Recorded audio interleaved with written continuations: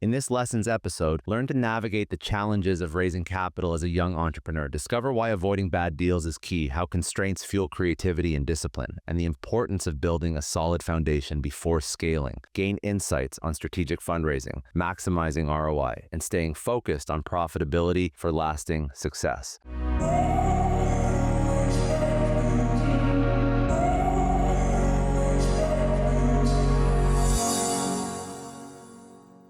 What would be the one thing that you would tell a young entrepreneur who's raising money, who's in a similar situation to you? 18 months is an incredibly long time. So stressful, so time consuming. So what's the one lesson? What's the thing that you're telling somebody right now who's trying to raise cap? It could be a woman who's struggling to find the right conversations or the right investors, or it could just be another young entrepreneur, because yes, women probably have it much harder raising money, but I know a lot of just entrepreneurs that have predatory term sheets given to them as well. Yeah, it's just hard. Well, there's two or three things I might say. The most important thing, just on the back of the story that I just told, is just because somebody offers you a term sheet doesn't mean you need to take it. So, right, don't do a bad deal. It's always better to do no deal than do a bad deal, right? So do a deal that you feel good about. And don't believe the hype that says, this is the way it's always going to be. This is the only deal you can get. Everyone's doing deals like this. This is normal. And yes, there are definite norms in venture capital, but there's always a spectrum of normal. Normal is not one thing. There is no such thing as a normal term sheet. So if something doesn't sit right with you, just don't do it. Work with it. And I think the amazing thing I found about not having access to capital meant I got really creative, right? And I got really, really good at driving ROI on very small amounts of money. So allow the barrier to be an asset, right? So use it to your advantage to get creative, to find ways of making things happen that couldn't have happened otherwise. Because when you do get capital, and if you persevere long enough, ultimately you will find the right capital. You will. Absolutely, no doubt in my mind. But what you can do whilst you're waiting to raise capital is make sure that you get really good at generating ROI. Because when you do get money, large chunks of money hit your business, you can then really put that to work and be really good at making that money work for you. And what we see a lot of out in the marketplace is that when money's easy, and we're not in an easy money time right now, we're in a difficult money time, but when money is easy, we overspend, we overcapitalize, we get ahead of ourselves, we waste it, and we're not smart. And all that does is it makes it harder for us to go raise more money. And so what I would say is get smart with what you've got.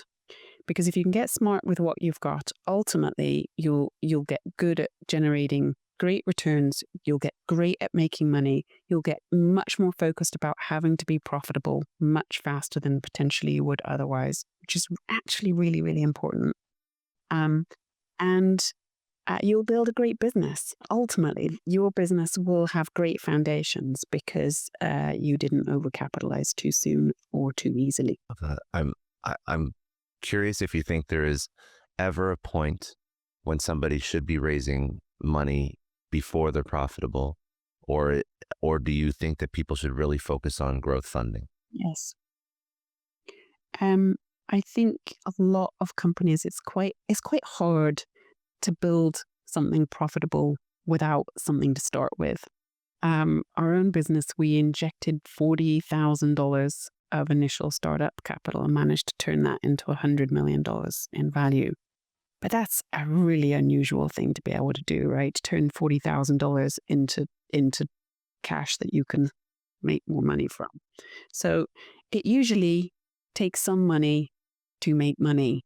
The question is how much money, and what do you need to get you going. So figuring out where that sort of first, usually your friends, your family, your network,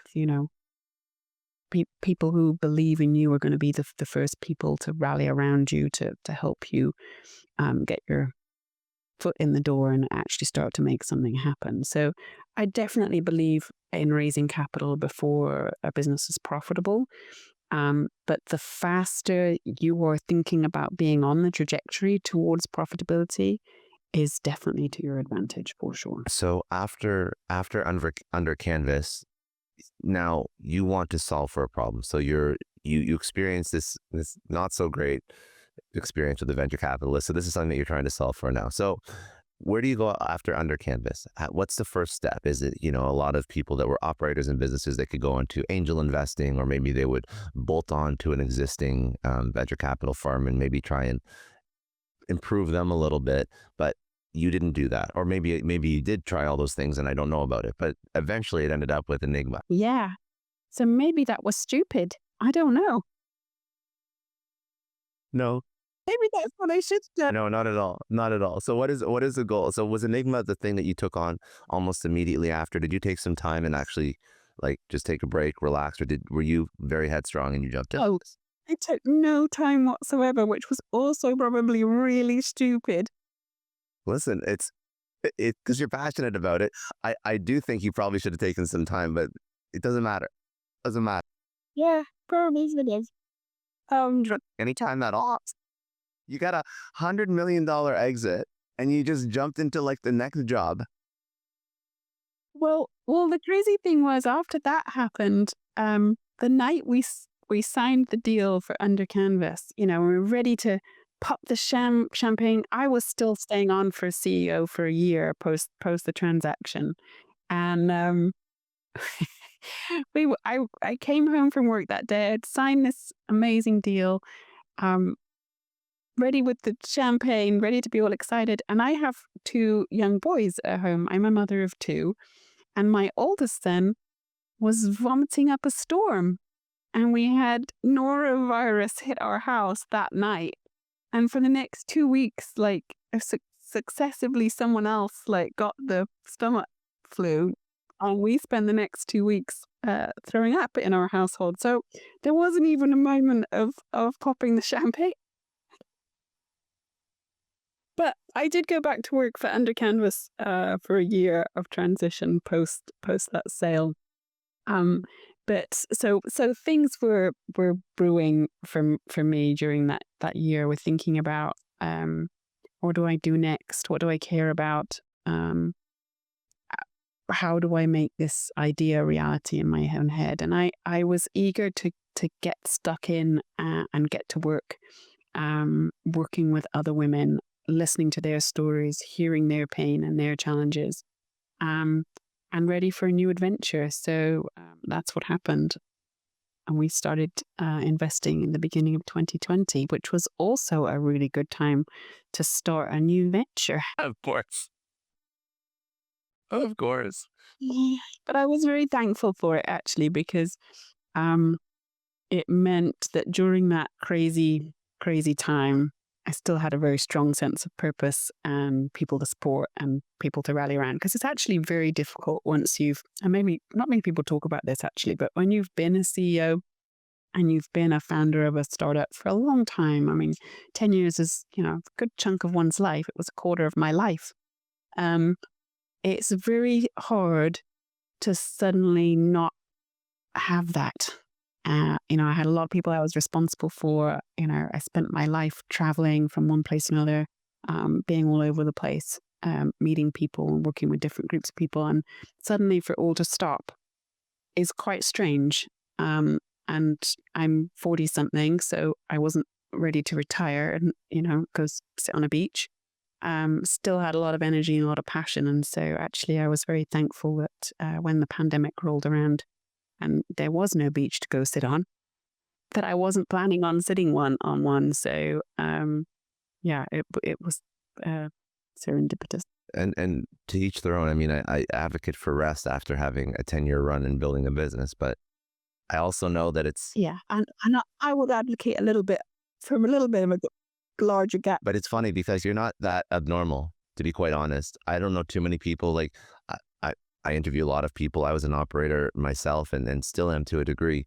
And it doesn't matter if you have a successful thing or a successful event or something ends. You're just like, what's the next thing? It's always it's just a personality. At the end of the day, I really believe that. It is. And the kind of people that are founders and entrepreneurs, that's what's kind of like the inbuilt thing is you're designed to be going where no one else has gone and doing things no one else has gone. And you're constantly looking for, the path that doesn't exist yet so that you can go forge it. So it's a blessing and a curse for sure. Thanks for tuning in. If you found this valuable, don't forget to hit that subscribe button so you never miss an episode. And if you want to dive deeper into this conversation, check out the links in the description to watch the full episode. See you in the next one.